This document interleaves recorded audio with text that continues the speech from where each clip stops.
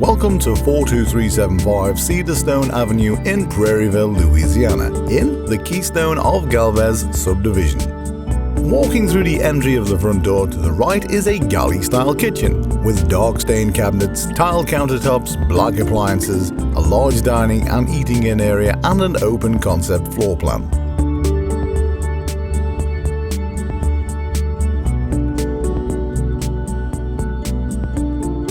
The living room has varied ceiling heights, mounted ceiling fans and plenty of room for gatherings of friends or family.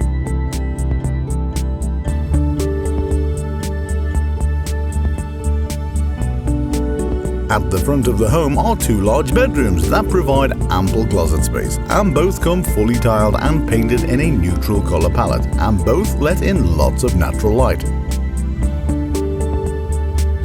These rooms share a bathroom with a full tub shower combination, granite tile countertops and cool beige tile flooring. On the opposite side of the home is a master bedroom with mounted ceiling fans with lighting and two large windows that provide lots of natural light and painted in a cool neutral color palette.